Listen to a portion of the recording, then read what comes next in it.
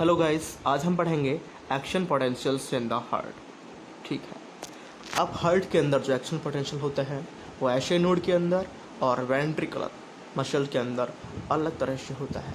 अब जो ऐसे नोड होता है वो इम्पल्स जनरेशन करता है, इसीलिए हम उसे पेसमेकर ऑफ द हार्ट कहते हैं। ठीक है। अब इम्पल्स हमारे हार्ट के अंदर यही जनरेट नहीं करता है, हार्ट के अंदर इम्पल्स जनरेट ऐसे नोड के साथ साथ A B node, arterial myocytes, ventricle myocytes भी करते हैं।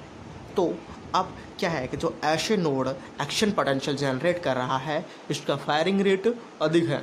जब इसका फायरिंग रेट अधिक है तो ये और कंपोनेंट के द्वारा जनरेट किए गए इम्पल्स को सप्रेस कर देगा। इसी को हम बोलते हैं ओवरराइड सेपरेशन। ठीक है। अब जो हमारा इम्पल्स जनरेशन हो रहा है इसे बोलते हैं क्लोनोट्रॉपिक। ठीक है। अब जो हमारा हार्ट रेट है जो कि हमारे ऑटोनोमिक नर्व सिस्टम के अंडर कंट्रोल में होता है। तो हम जानते हैं ऑटोनोमिक नर्व सिस्टम्स के दो कंपोनेंट हैं, parasympathetic nervous system, sympathetic nervous system. Parasympathetic nervous system है, उसका काम क्या होता है, उसके हार्ट रेट को कम करता है। और जो हमारा सिम्पैथेटिक नर्व सिस्टम है वो क्या करता है, वो हार्ट रेट को बढ़ाता है। ठीक है। जनरली जो ऐसे नोड का फायर रेट है वो 100 बीट पर मिनट है, पर आपने देखा होगा जनरली बोलते हैं कि एवरेज हार्ट रेट कितना होना चाहिए, 72 बीट पर मिनट। बट लेकिन ऐसे नोड तो 100 beat per minute impulse generate कर रहा है। तो भैया ये 72 कैसे हो रहा है?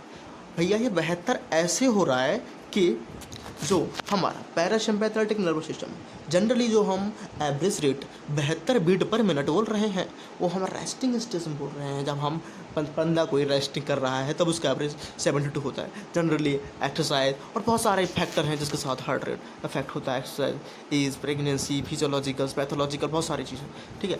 तो अब मान लेते हैं कि जो बंदा कुछ वर्क कर रहा है उसका हमारा पैरासिम्पैथेटिक सिस्टम क्या हो गया, स्विच ऑफ हो गया। तो सिम्पैथेटिक सिस्टम का काम क्या था, उसके हार्ट रेट को बढ़ाना, तो वो उसके हार्ट रेट को बढ़ा देगा। तो पैरासिम्पैथेटिक सिस्टम ही है जो उसके हार्ट रेट को 100 से घटाकर 72 बीट पर मिनट लेके आ रहा था। ठीक है। हाँ, जब हमने ओवरऑल सेपरेशन पढ़ लिया, इसके साथ साथ हमने ये भी देखा कि जो ऐसे नोड है वो कॉर्नोट्रॉपिकली है। नाउ अब देखते हैं वेंट्रिकुलर एक्शन पोटेंशियल्स। मतलब मानते हैं ऐसे नोड से इम्पल्स जनरेट हुए और ये इम्पल्स जनरेट हो करके हमारे पूरे हार्ट में कंडक्ट हुए। तो इसके लिए हमारे हार्ट के अंदर एक कंडक्टिंग सिस्टम भी होता है, इसे बोलते हैं ड्रामाट्रॉपिक। ठीक है। अब मतलब वेंट्रिकुलर एक्शन पोटेंशियल्स में एक्शन पोटेंशियल जनरेट हुआ, इससे क्या होगा, जो वेंट्रिकुलर जो कार्डिक मसल है वो कॉन्स्ट्रैक्ट करेंगे, जिससे contractility of the heart, that's inotropic. ठीक है। अब देखते हैं हार्ट को। हम हार्ट में देखो जिस जगह हमारा सुपीरियर वेना केवा हार्ट से जुड़ रहा है उसी जगह पर हमारा ऐसे नोड होता है। ठीक है। और हम ये हमारा है इंटर आर्टेरियल सेप्टम।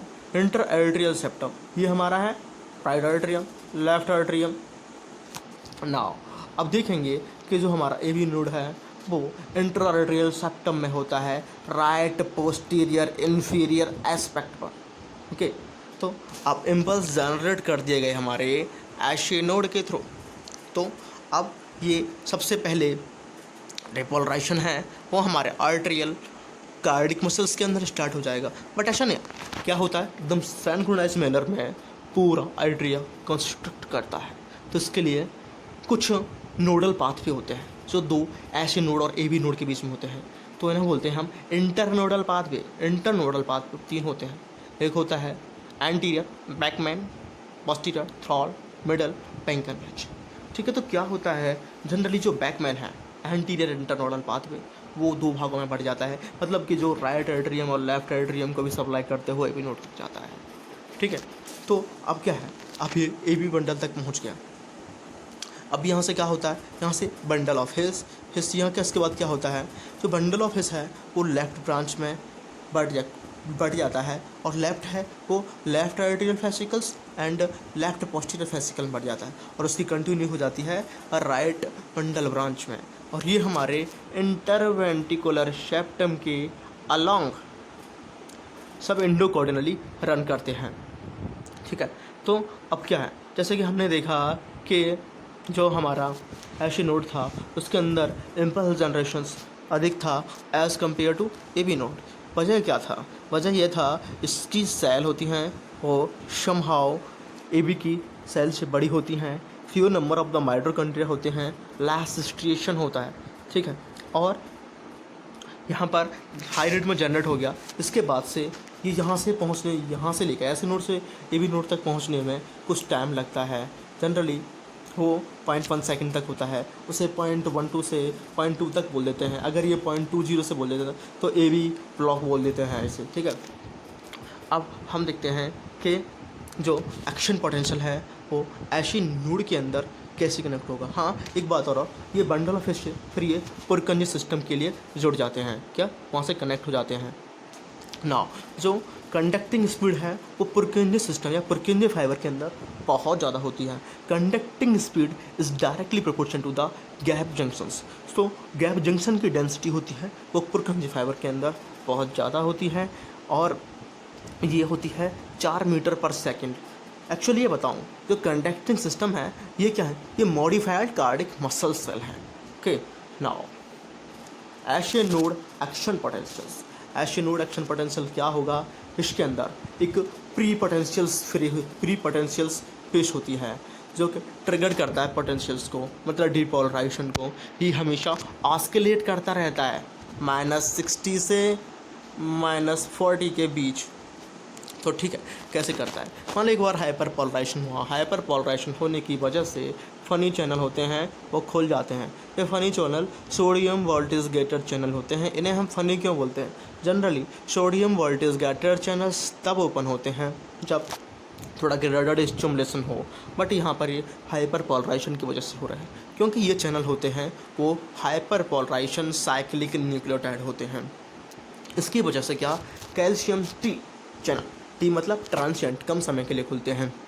और इसके साथ साथ efflux of potassium, it's important, it's play important role in this, ठीक है। तो अब वो उसके ट्रिगर या थ्रेशोल्ड पोटेंशियल्स -40 पर पहुंच जाता है। इसकी वजह से वहाँ पर कैल्शियम एल चैनल खुल जाते हैं और रैपिड डिपोलराइजेशन हो जाता है। रैपिड डिपोलराइजेशन के बाद फिर वहाँ से वो ये कैल्शियम सेल चैनल बंद हो जाते हैं। फिर रिफ्लेक्स ऑफ के पॉजिटिव आयन होता है। इससे क्या होता है कि जैसे जैसे के पॉजिटिव का रिफ्लेक्स डिक्रीज हो जाता है फिर से pre potential phase coming to the light. जो प्री पोटेंशियल फेज होती है उसे हम फेज 4 बोलते हैं। और जिस फेज के अंदर डिपोलराइजेशन हो रहा था उस फेज को हम फेज 0 बोलते हैं। और जिस फेज में रिपोलराइजेशन हो रहा है उसे हम फेज 3 बोलते हैं। क्यों बोल रहे हैं? ये सारे phase with corresponding to ventricular action potentials as we will show in diagram. जैसे कि देखो, ये है हमारा प्री पोटेंशियल्स फेज। यहाँ पर रेस्टिंग पोटेंशियल -60 से -40 के बीच ऑस्किलेट करता रहता है। फनी चैनल खुले, इसकी वजह से सोडियम अंदर आया। अब फिर उसकी वजह से क्या हुआ? कैल्शियम चैनल खुले, कौन से? ट्रांसिट। इस वजह से कैल्शियम अंदर आ गया और के पॉजिटिव आयन का इफ्लक्स हो गया, ठीक है। अब जैसे ही ये -40 तक पहुंचा, -40 तक पहुंचते ही क्या, कैल्शियम एल चैनल खुल गए। और कैल्शियम एल चैनल जैसे ही खुले डिपोलराइजेशन हुआ। फिर के पॉजिटिव आयन चैनल के खुल जाने की वजह से क्या हुआ? रिपोलराइजेशन हुआ। फिर से pre potentials, then cycle again repeated. Okay, now ventricular action potentials. Ventricular action potentials के अंदर देखेंगे, इसके अंदर 4 फेज होती हैं। एक होती है phase 0, phase 1, phase 2, phase 3, phase 4। Phase 0 के अंदर डिपोलराइजेशन होता है, क्यों? पोटेशियम के इन्फ्लक्स की वजह से। और फेज 1 में early repolarization due to K positive efflux. Phase 2 that's a plateau phase. इसमें क्या होता है? K positive efflux and calcium to L channels long lasting, ये स्लोली ओपनिंग चैन होते हैं और बाद में खुलते हैं, ठीक है। अब लैड रिपोलाइजेशन मतलब के positive efflux and sodium potassium ATPase. जितना भी सोडियम उसके अंदर गया था कार्डिक सेल के अंदर, कार्डिक मसल के अंदर, वो बाहर आना होता है और पोटेशियम है वो अंदर जाना होता है। नहीं होगा तो डिफॉर्म हो जाएगा उसका हाइपोटेंस। जैसे हाइपर पोलराइजेशन होता है वो पोटेशियम लीकी चैनल की वजह से होता है। नाउ जैसे केस में देखेंगे जैसे कि ये फेज 0 है, influx of the sodium ion, ये early repolarizations, efflux of the potassium ion, ये प्लेटू फेज है, जिस वजह से रिफ्रैक्टरी पीरियड ऑफ द बढ़ रहा था। इसमें क्या है, कैल्शियम अंदर आता है और पोटेशियम बाहर जा रहा होता है, ये इफ्लक्स ऑफ द पोटेशियम है। I hope you will understand.